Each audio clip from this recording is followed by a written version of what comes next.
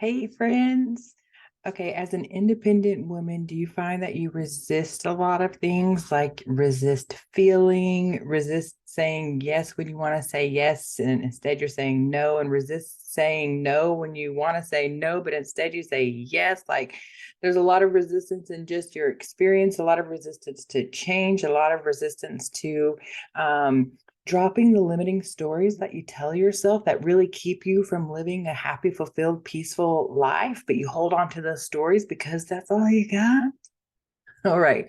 In this video, we're going to talk about resistance and how you can overcome resistance so that you can move on from trauma and heal your life.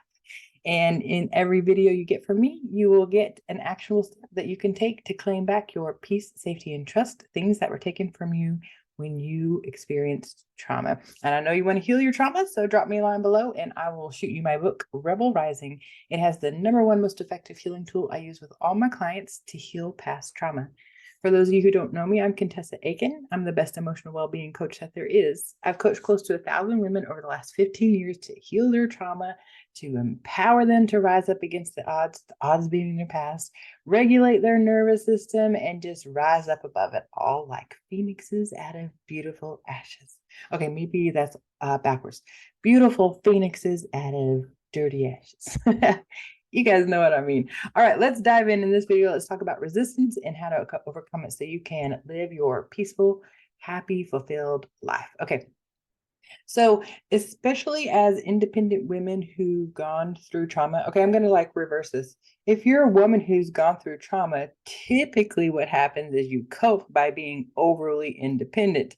Got lots of videos about that, so you can check out my other videos. But in this video, we're going to talk about resistance because you go through trauma and now you're independent. That's the best way you found to cope with the emotional turmoil that happens after trauma.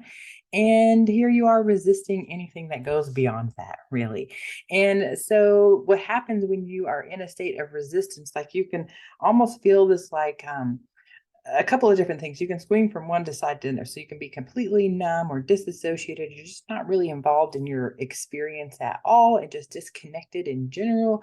Or you got the extreme and where you feel the resistance and you're like, hell no, I won't go. Yeah. I'm on that side. I tend to be on that side. You like stake your flag in the ground. This is my stand. I'm not changing, not budging. No, no, no, right? So there's a lot of resistance there. And really what your resistance is this the uncertainty of life, right? Whenever you are dealing with life, you're independent, you're overcoming trauma, that kind of stuff, you have a certain way to cope, and to change that would mean a lot of uncertainty. What's on the other side? Who would I be on the other side of that? How would I act? Who would be around me? Would the people around me still want to be around me? Like there's so much uncertainty on the other side of resistance that you just hold on to resistance and just blame a lot of other things. You might stay in a victim mentality, right? Blaming things, having thoughts about like, I can't, if you say I can't a lot, or you think about I coulda, shoulda, woulda, you're resistant. You're in a state of resistance. So let's talk about what you do about it. Okay. So one of the best parts, especially for independent women, is slow the fuck down, y'all. Okay. So we tend to want to race really far ahead and just be over it and be done with it and just like claim your healing and happiness and fulfillment, except you haven't really done the work. So oftentimes you slide back or you feel worse. And it's because you went too far forward too fast. So it's time to slow down so that you can speed up. Look, I'm a coach, right? I have a business coach. And one of the things that I learned is that I definitely am a racer too far, too faster kind of lady. Got my plant flagged. I'm independent. Hell no, I won't go. And so I just go really far, really fast. And then what ends up happening is it doesn't really work out. And then the lessons that I was supposed to get if you slow down, if I would have slowed down, I missed all those. So I got to go back which is even more frustrating because, crap never stops coming up. And when crap never stops coming up, and then you have to keep going backwards to find that stability in the healing and what you find, it is super frustrating and overwhelming. And you would often find me in bed for weeks at a time because I was just done and overwhelmed with it all. And really the answer is to slow down. You will get there. Progress is progress, one step at a time. It all counts. But if you go too far forward too fast, you're going to miss it all and have to keep coming back. So just slow down. Take a deep breath. It's okay to feel sad today if that's what you feel.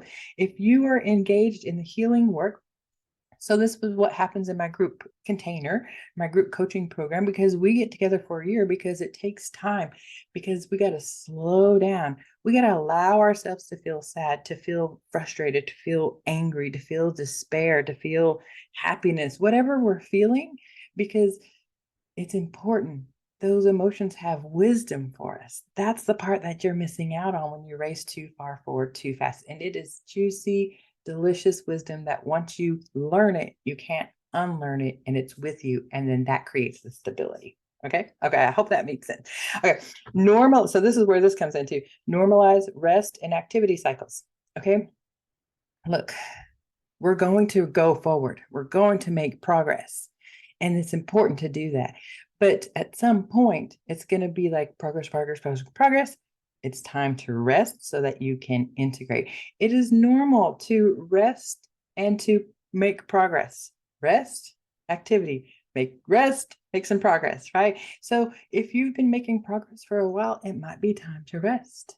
If you've been in a state of rest for a while, it's time to get up and make some progress.